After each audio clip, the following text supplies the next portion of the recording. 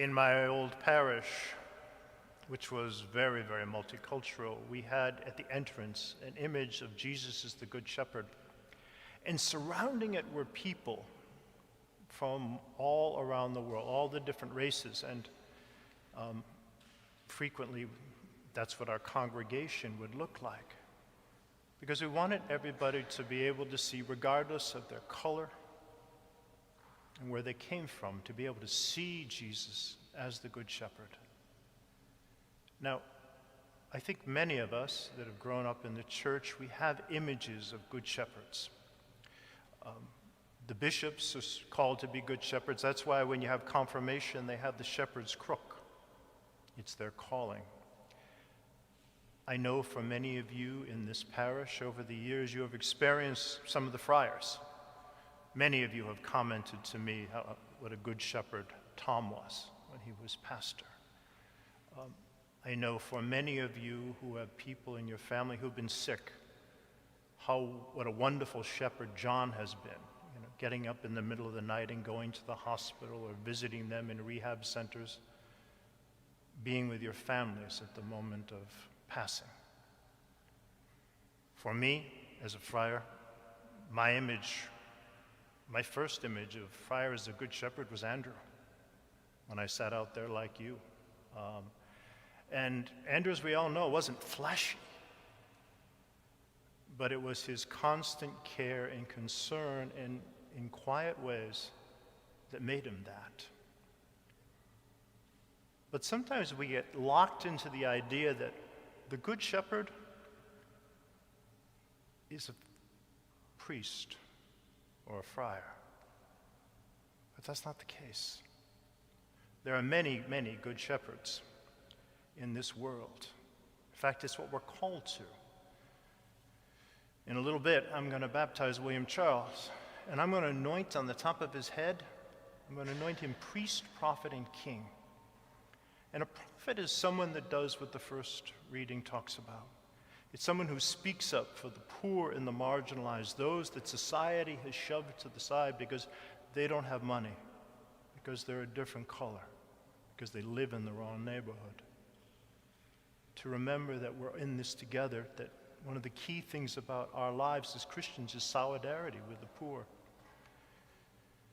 And the priest part is to be that good shepherd, to gather people in that effort of building the kingdom in creative and new ways.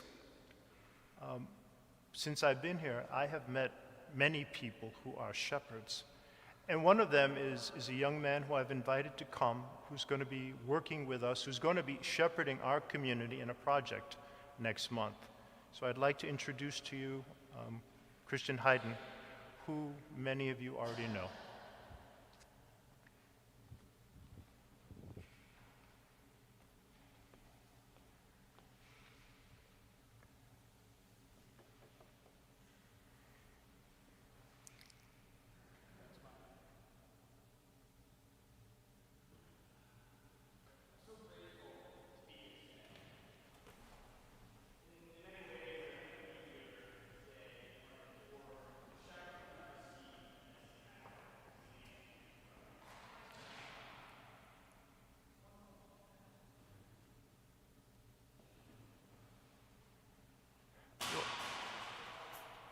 Can you hear me now?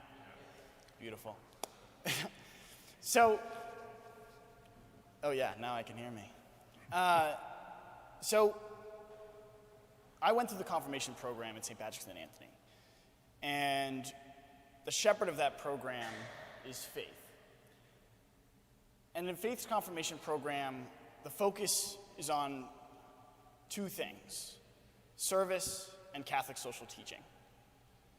And so as we served others in my freshman and sophomore year, leading up to my confirmation, Faith also shepherded us through the different aspects of what it meant to be a Catholic and what Catholic social teaching was. And it was really easy to understand why it was important for us to help the poor, the vulnerable, those who suffer from injustice. But I really didn't understand until I moved along my journey in creating Levo, the organization I started, was the concept that Father mentioned, which is solidarity. And so after I got my confirmation and I was a junior in high school, I was a Boy Scout, and the highest rank in Boy Scouts is Eagle Scout. And to become an Eagle Scout, you have to do a project. And so thanks to the good shepherds in my life, I had a firm dedication to doing something that would have an impact.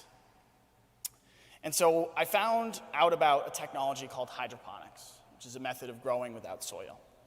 And I was determined, due to the impact and the value of hydroponics, to make a project that was going to impact people, the poor, the vulnerable. And so that junior year, the summer of my junior year, I went down to Haiti, and we built a demonstration greenhouse, my father, my brother, and myself. And in going down to Haiti, I was under the impression that I was going to be the sole shepherd. Right? I thought that I knew everything that mattered about the project. And I realized upon arriving to Haiti that view was completely wrong. Meaningful service is a give and take. You both shepherd and are shepherded by those you serve. Solidarity, I learned, was that we're humble beggars serving humble beggars. And so when we serve, we have to listen and work with the communities that we're serving. Because I realized in working in Haiti that just because the people in Haiti and the people here in North Hartford, for example, they may have less. But just like any of us, they're capable, they're intelligent, they're creative, and they don't need my help to tell them how to live their life. They don't need an outsider telling them how to live. Instead, what they need is someone who can help them on their own journey, who can allow them to lead their own development and food security. And so, after that trip in Haiti, we began to create an organization that focused on that principle of solidarity. And we combined that principle of solidarity in allowing the poor and the vulnerable to help guide their own opportunities. And we created Levo International. And Levo International is the organization that St. Patrick and Anthony is partnering with.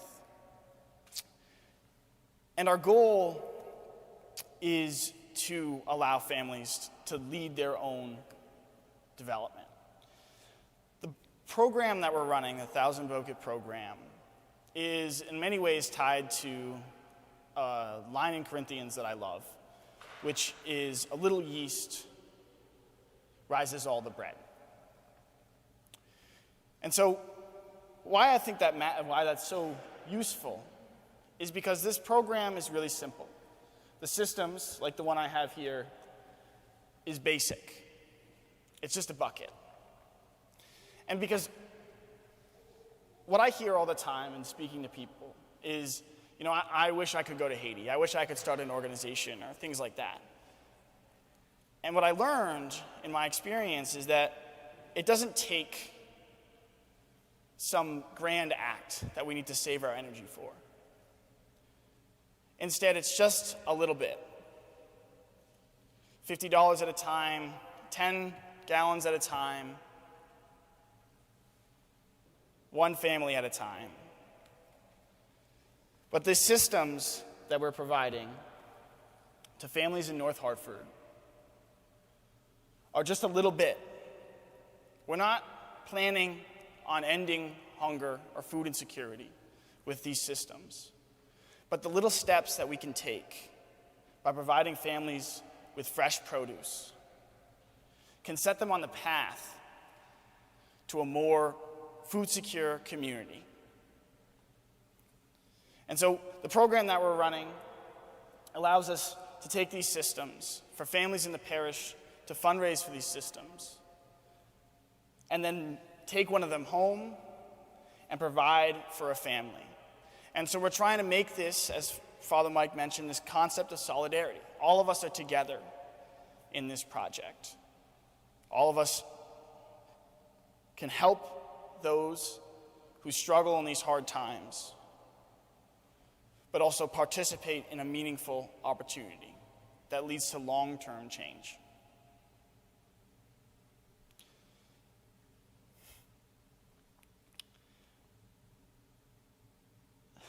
Thank you. So just to follow up, what we are going to do on the 14th and 15th of May out in the parking lot is invite families to come and to purchase a bucket for their own family, to allow the children or the families to grow their own produce this summer. You'll be provided with all the materials and we will assemble them here. This is a hydroponic project. It doesn't use any soil. And when you assemble your own, you'll also be assembling two that we will donate to our partners in North Hartford, the Catholic Worker, who have arrangements with the neighborhood to distribute them.